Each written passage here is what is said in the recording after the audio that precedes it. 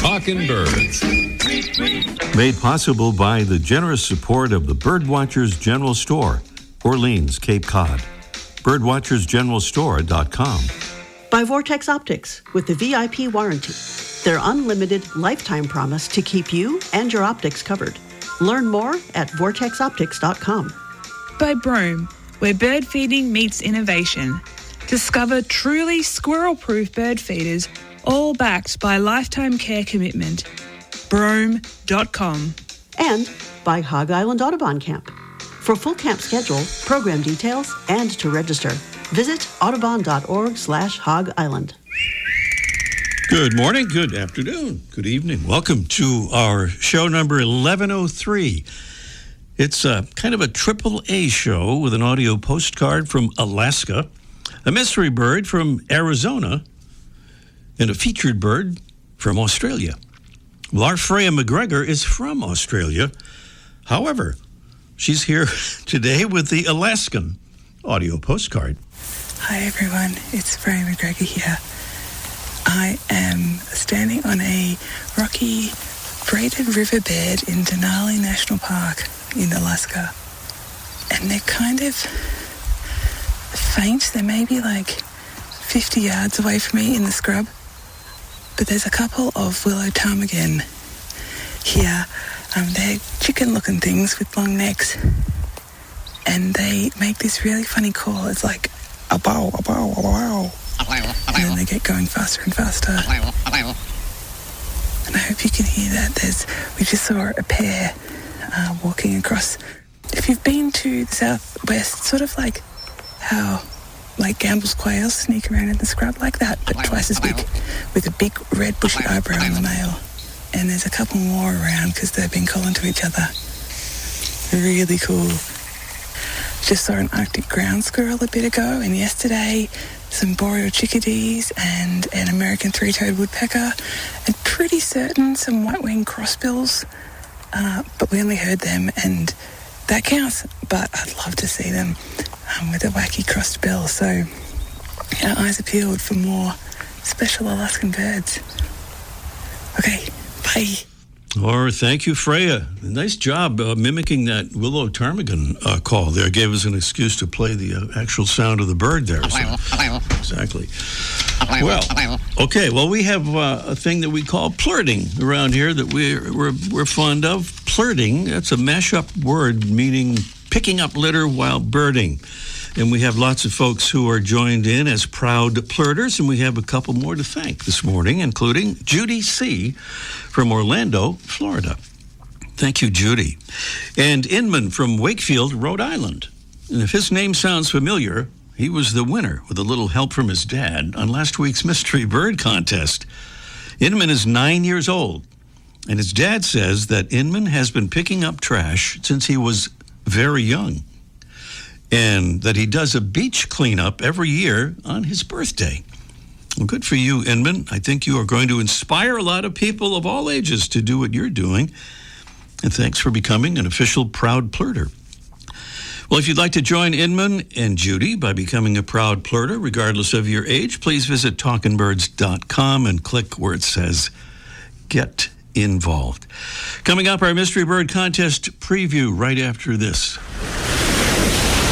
The Seabird Institute's Hog Island Audubon Camp, celebrating its 90th anniversary, hosts 5-night immersive educational programs for adults, teens, and families.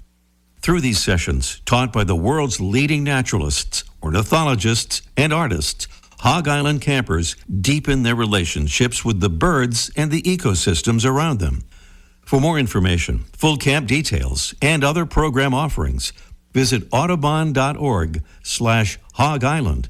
That's audubon.org/Hog Island. It's our mystery bird. Preview here of the contest coming along a bit later in the show. Our mystery bird is a strikingly beautiful scarlet-bellied southwestern songbird. Its back and head are black, and it has a white crescent below the eye. It flashes its black and white wings and fans its white-edged tail constantly while foraging for insects by hopping along branches or catching them in the air. Our bird breeds across parts of Arizona, Utah, New Mexico, and West Texas, and winters through much of central Mexico. Here's a bonus clue. An image of our mystery bird appears on the official T-shirts of the Southeast Arizona Birding Festival, which wraps up today as we do our show live on the 16th of August. That is our mystery bird. Is what that is right there. Somebody's pushing the wrong buttons over here, and it's not our engineer, Tim. Anyway, beautiful prizes on our mystery bird contest, including from Fresh Cut Paper, makers of beautiful life-sized pop-up floral bouquets that are wilt-proof and crafted to last a lifetime. We have a certificate for 5 beautiful bouquets, and trust me when I say you will love each bouquet. And from Plain Products, that's Plain with an E. It's a beautiful 4-part travel set. Shampoo, conditioner, body wash, and body lotion. Everything from Plain Products is biodegradable, color safe, and free of parabens, sulfates, and toxins. That's our Mystery Bird Contest preview. I would play the bird again, but I will probably hit the wrong button again, so I'm going to just move on from there and see if I can hit the right button on this thing right here. Whew. Okay, I think that was right. Our royal family members, that's our ambassadors, helping us spread the word about the show and about birds and conservation. Thank you to Andy Molinari from Spring, Texas. Andy reminds us that his wife, Betsy, is an ambassador, and that since he goes birding with her, he thought he should get on board as well. And he has done so. Thank you so much, Andy. Here's another Talking Birds ambassador saying what's kind of good about doing that. Hi, I'm Nancy Sheehan, and I'm calling from Cranberry, New Jersey. I love the Talking Birds show. I learn a ton about conservation, ecology, in addition to birding. I love being an ambassador because I love to share my joy of birding with others. Thank you so much. Thank you so much, Nancy, for those beautiful comments there. To join Nancy, go to that same familiar Get Involved tab at talkingbirds.com to become a Talking Birds ambassador. Still to come today, we'll learn about the Echoes of the Night Sky Nocturnal Bird Migration Project with Indiana Audubon's Brad Bumgardner. Also today, Mike O'Connor will join us for Let's Ask Mike, almost live from the archive, on the too infrequently discussed topic of hummingbird tongues. And up next, as I mentioned a few minutes ago, our Freya McGregor is from Australia, and so is our featured feathered friend. Presented by the Bigger and Better BWD magazine, with each large format issue packed with beautiful photographs, illustrations, and in-depth articles ranging from backyard birds to birding abroad. Experience birds up close with BWD at bwdmagazine.com.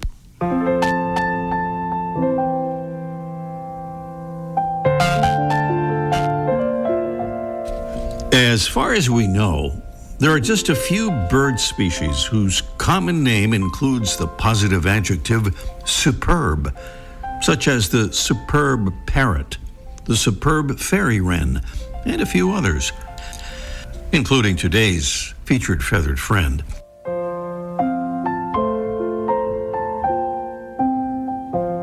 Now, we try not to get carried away here, spotlighting birds that are the biggest or the fastest or the most talented in mimicry, but we really are carried away by the mimicking skill of today's bird, which really is superb, and which requires not just a positive adjective, but a superlative one, as the greatest mimic in the bird world, and in fact, arguably the greatest mimic in the entire animal kingdom.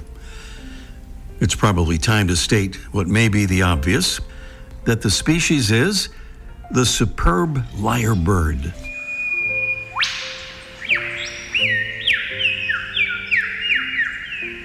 The great naturalist Sir David Attenborough describes the superb lyrebird's vocalizations as the most elaborate, the most complex, and the most beautiful.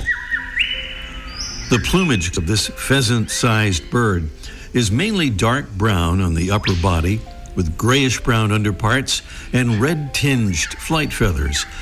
The wings are short and round, mainly used for balance or for gliding from trees to the ground. Its weak flight performance is offset by its ability to run fast through the forest thanks to powerful legs and strong feet that can clear large obstacles with ease. Adult males have tails that are more than 2 feet long, with S-shaped outer feathers that are called lyrates for their resemblance to the shape of the ancient Greek musical instrument, the lyre. The tail of the female is less ornate, with shorter lyrates and plain broad feathers.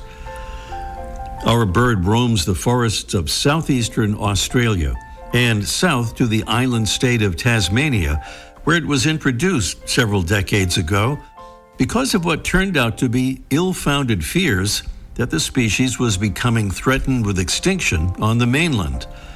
That Tasmanian population is thriving and increasing. The superb lyrebird keeps up its strength for its vocal calisthenics by foraging on the forest floor for earthworms and insects, as well as fungi like mushrooms and truffles.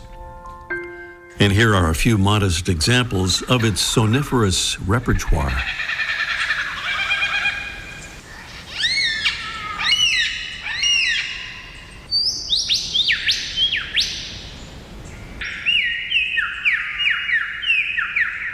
By the way, the superb lyrebird can not only do spot-on imitations of all the other bird species it hears, it can also create impressions of everything from car alarms to chainsaws that are indistinguishable from the real thing. A YouTube search will provide some striking examples. With sounds that no lyre or other earthly animal can match, it's today's featured feathered friend, Menura novahollandii, the superb lyrebird.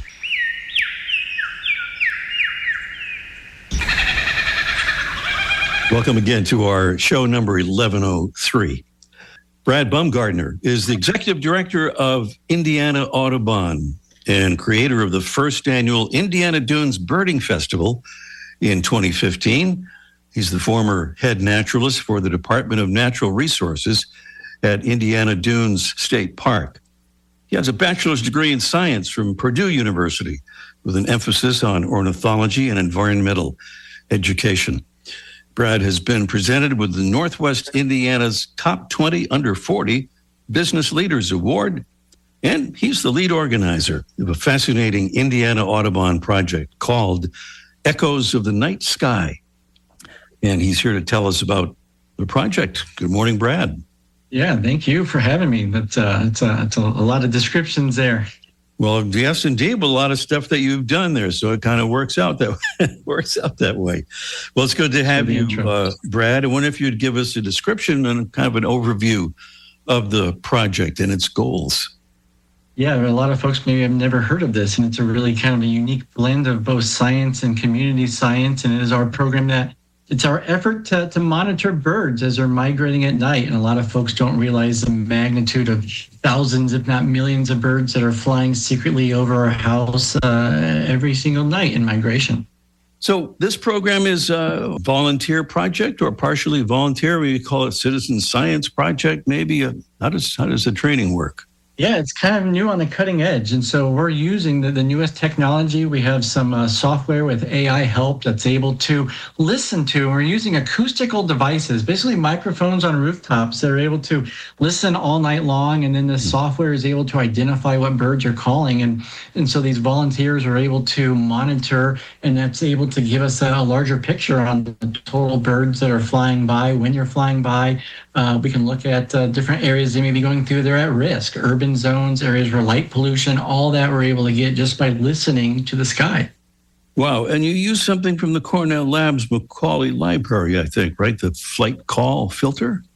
Yeah, interestingly, a lot of folks are probably familiar with what we're doing. If you've used Merlin on your own phone, you point that to the sky and it's able to ID birds.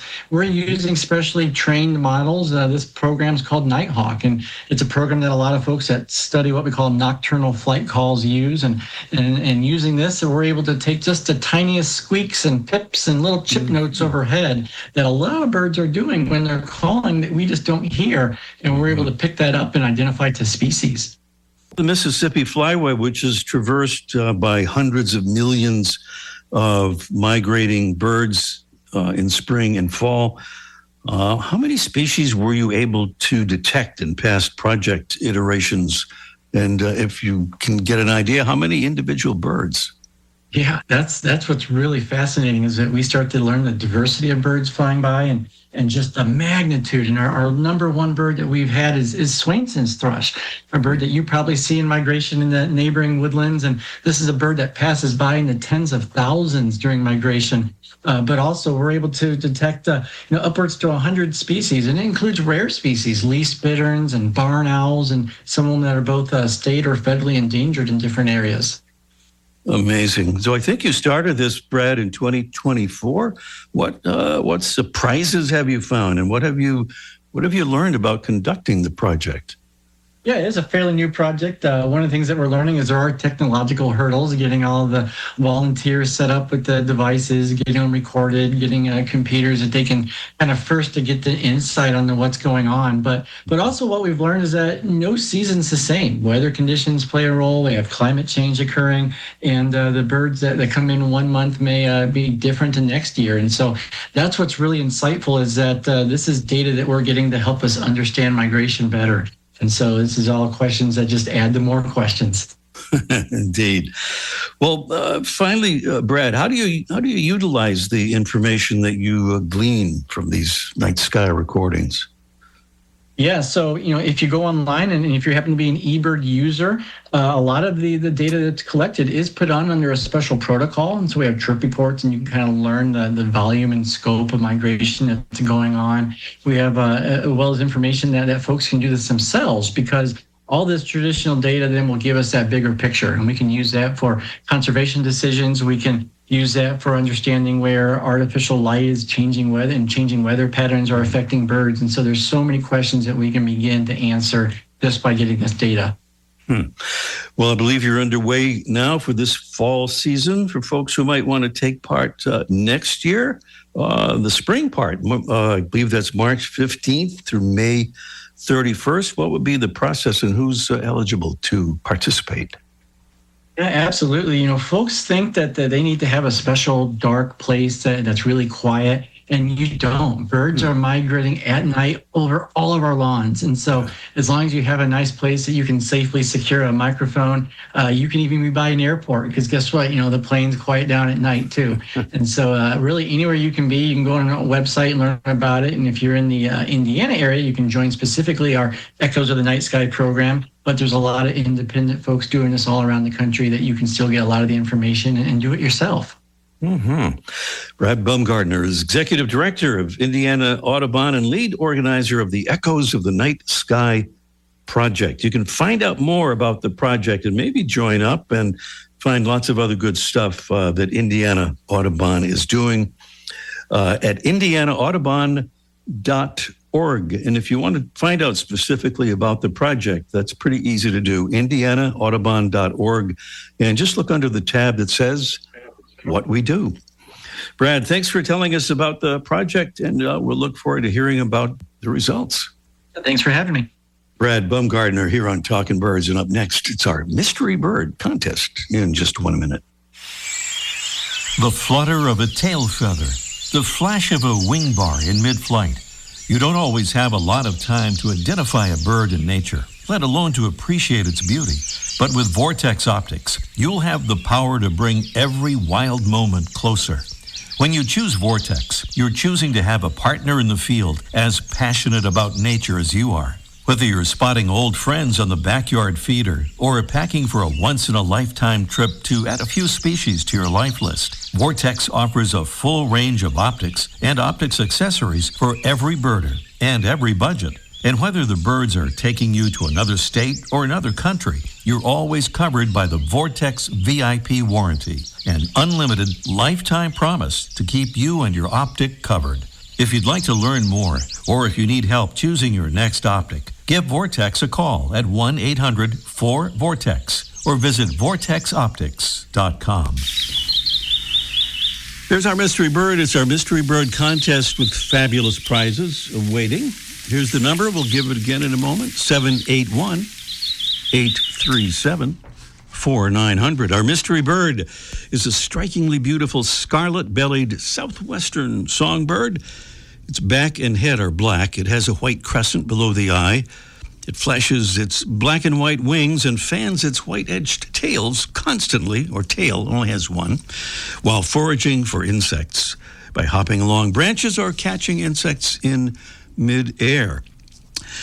That's our bird. What is it? Tell us, and you'll be perhaps the winner of the Mystery Bird contest. As always, no correct answer means a drawing determines our winner.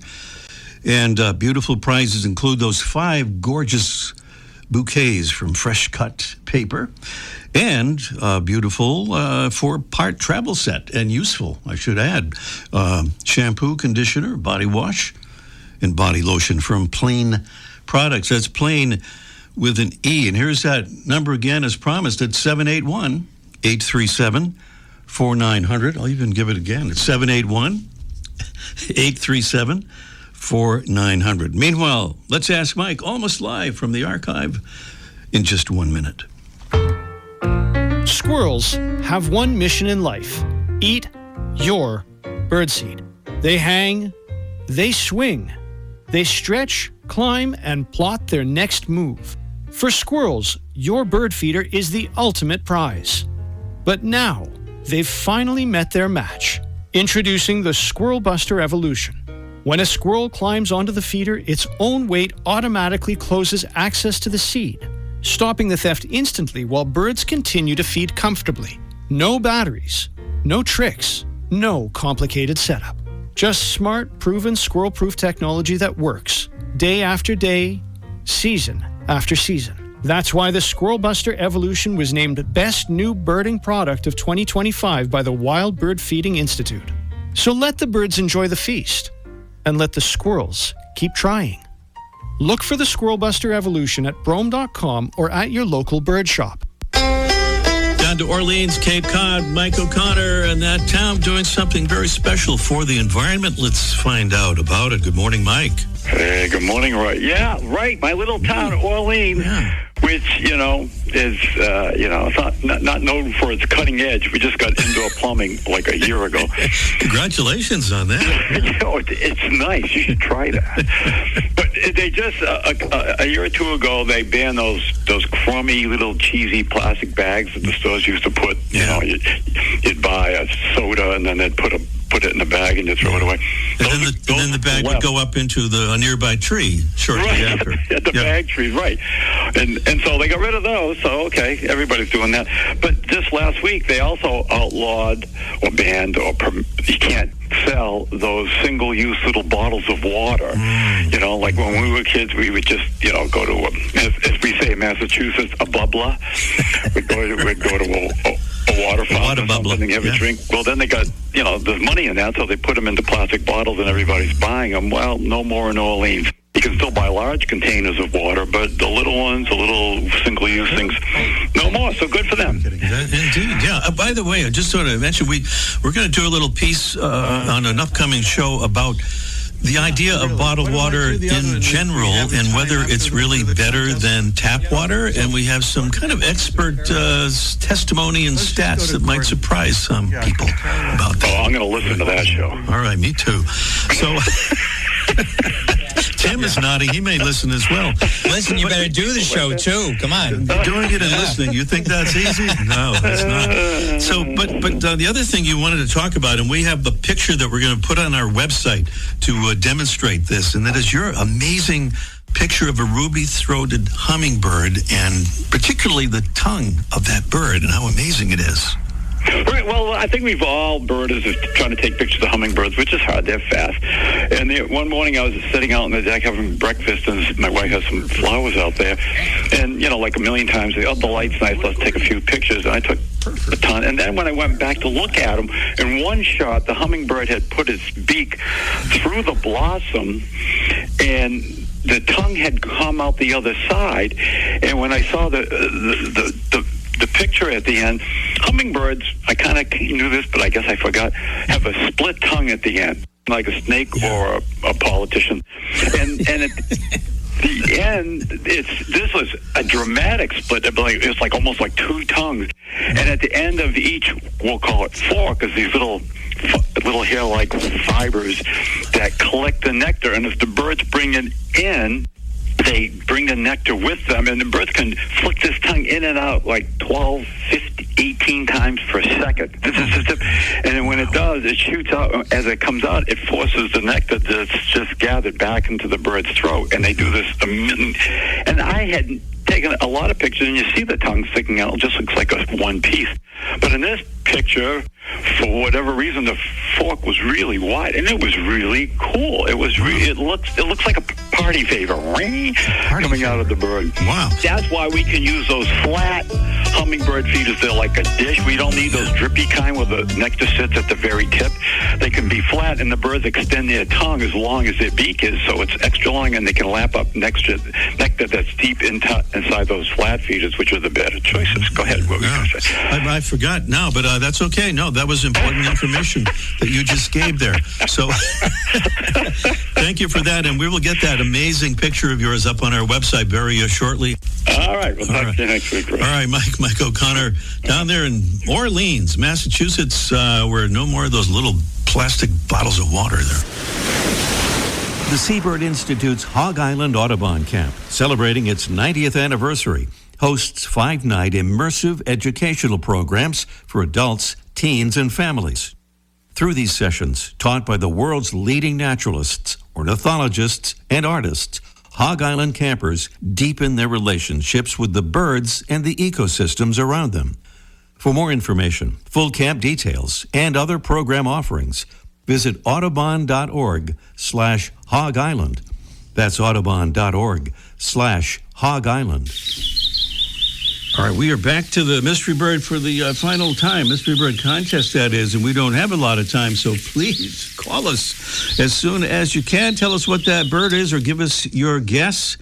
Either way, at this number, it's 781-837-4900. Please call us as soon as you can. That's 781-837-4900. Our Mystery Bird is strikingly beautiful, scarlet-bellied southwestern songbird. Its back and head are black. It has a white crescent below the eye. It flashes black and white wings, and it fans its white-edged tail constantly while foraging for insects by hopping along branches or catching insects in the air. Our bird breeds across parts of Arizona, Utah, New Mexico, and West Texas, and winters through much of central Mexico. That's the details on that bird.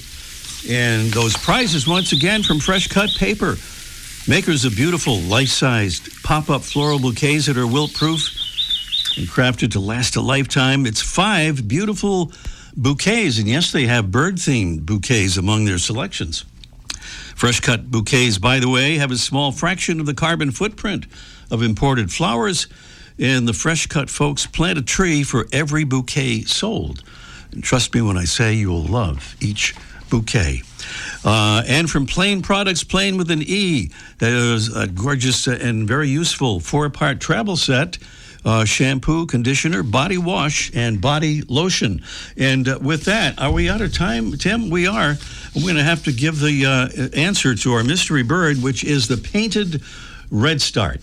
Anyway, thanks for listening. Thanks to our amazing Talking Birds crew. We'll see you next week. The bird show. I like that. Ray Brown's Talking Birds. Made possible by the generous support of the Birdwatchers General Store, Orleans, Cape Cod. Birdwatchersgeneralstore.com. By Vortex Optics with the VIP warranty. Their unlimited lifetime promise to keep you and your optics covered. Learn more at vortexoptics.com.